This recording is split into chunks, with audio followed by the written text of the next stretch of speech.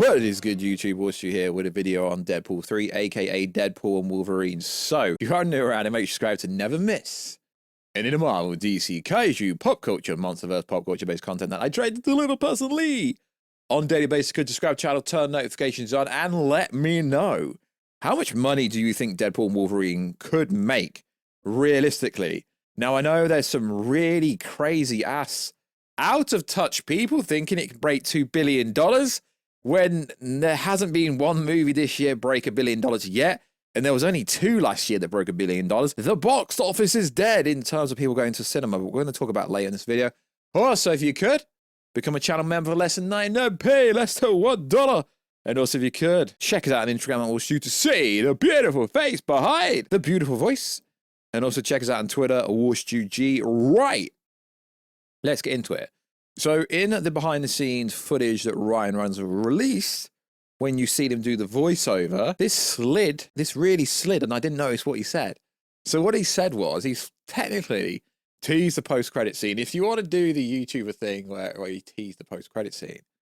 So Ryan Reynolds said, we are going to completely sidestep MCU mandated after credits sequence. Ryan Reynolds knows how to attract the fans' attention, especially when it is Deadpool and Wolverine. The actors and makers are gearing up for the film's release later this year. So as we know, according to industry insider wannabe, stop it, behave lad. My time to shine, it was kind of backed up by the Deadpool creator. Oh my god, the post-credit scene is so insane, I can't believe they pulled this off. I can't believe nobody knows. Okay, cute story. Nobody knows, but everybody knows, but no one's talking about it. And I'll tell you why. I'll tell you why no one actually is going to come out and say it. One, because if you don't actually know what it is, you'll make yourself look like an idiot on the Twitter sphere, and you'll take the biggest L ever. As far as I'm aware, every single person knows what it is, including me, but for some reason, no one is coming out to say what it is. That's because most people actually have some morals, and most people, when they get told stuff, are like, yo, don't say anything. But as far as I'm aware, it is actually out there, and a lot of people have actually guessed it, if it's true. But I get it. People don't want to actually come out and say it.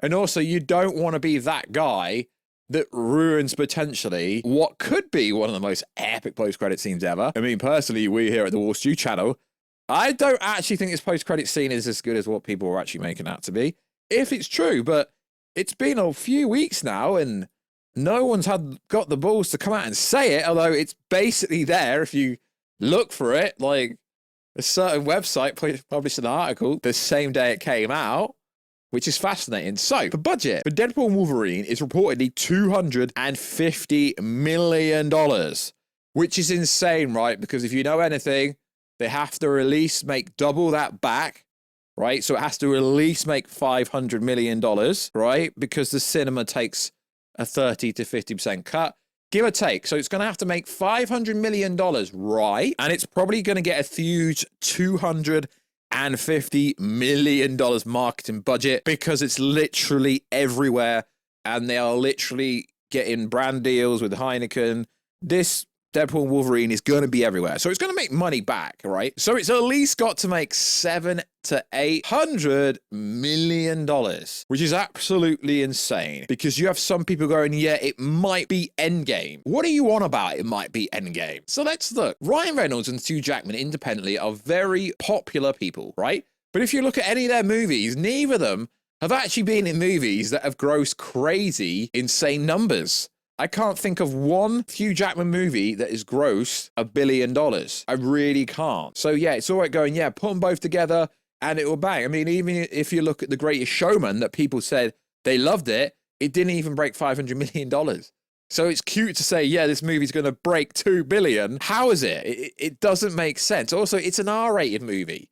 There's only been one R-rated movie in the comic book niche that has broke it. So Deadpool 2 made $734 million, which is insane, but that was off a budget of $110 million, and it had way, way less marketing. So yes, the Deadpool movies have always done well, but there's a huge difference. That's like over $200 million away from $1 billion. The first Deadpool movie also did well, had a very low budget of $16 million, turned over 780. So the Deadpool movies always do well. And as good as the Logan movie was, it's one of the greatest comic book movies ever. I don't care what anyone says. That made $620 million with a budget of $97 million. So there's a pattern emerging here. Low budget, high return. But that's not the case here. Yes, I know they filmed in England, right? So they will get tax rebate back of at least 30% of the budget-ish, give or take, under the new rules that are coming in. But still, they are reportedly spending $250 million on this movie. So people going, oh, is it going to break? Is it going to beat No Way Home? Is it going to beat Endgame? Absolute nonsense. So last year, right? If we're talking about the box office this year, what people are so out of touch. So last year, we had Barbie, biggest movie of the year, $1.4 billion, right? Only 2 movies last year grossed $1 billion. Super Mario, $1.3 billion. Oppenheimer just missed it. Literally just missed it. And the next one was Guardians of the Galaxy Volume 3, which is the biggest Marvel movie for a couple of years. 845. Let's go back a little bit. 2022. Again, there was only a handful of movies that grossed over $1 billion. Doctor Strange, Into Multiverse Madness, just missed $1 billion. There was 3 movies in 2022 that did well over $1 billion. Jurassic World Domination, $1 billion. Top Gun Maverick, $1.4 billion. Avatar, The Way of the Water, $2.3 billion. One of the biggest movies for such a long time. Let's go back. Spider-Man No Way Home 2021 just missed $2 billion or $1.9 billion. Do you get my drift here? Now, let's go to the current year, right? Because this is actually relevant. And a lot of people going, oh, it's going to break. I mean, Deadpool could break $1 billion, but it ain't getting Endgame numbers. So the biggest movie of the year so far is Doom Part 2, which is a Legendary Pictures movie distributed by Warner Bros. The same as the second movie, Godzilla x Kong. Again, Legendary movie. So the number 1 movie this year, and we are 6 months into the year, $711 million. The second one, 564. The third one, Kung Fu Panda 4, 539. Now, this is where this number here tells you how bad the box office are and how people don't want to go to cinema. The fourth movie of the year, Kingdom of the Planet of the Apes, which is absolutely insane looking, 298 million. So far, 6 months into the year, that is the 4th biggest movie thus far. It's insane. So Joker is the biggest R-rated movie ever with just under 1.1 billion. Yet I'm seeing people telling me it's going to break Endgame numbers. Really? I mean, Avatar has the record holder, just under 3 billion. Now, I know what people are going to say. They re-released it. It's cheating. It's not cheating, and this is all under Disney because Avatar owned Disney. I mean, Deadpool will probably be released under 20th Century Fox, but the money will still go back to Disney. And that's what people aren't realizing. Deadpool and Wolverine, it's an R-rated movie, right? So you are essentially cutting off the biggest audience when it comes to going to the cinema, which is people that are not adults. As of the time of recording this video, it's allegedly an R-rated movie. So sure, I think Deadpool Wolverine could break $1 billion, but it's also got to make close to $800 million-ish. And that's if the budget isn't way higher than what we actually think to break even. So even if it does break $1 billion, it won't be as big as profit as the other big Marvel movies, realistically. Now, yes, the pre-sales did well for an R-rated movie, but I know people will say, you're a Marvel hater. I'm not.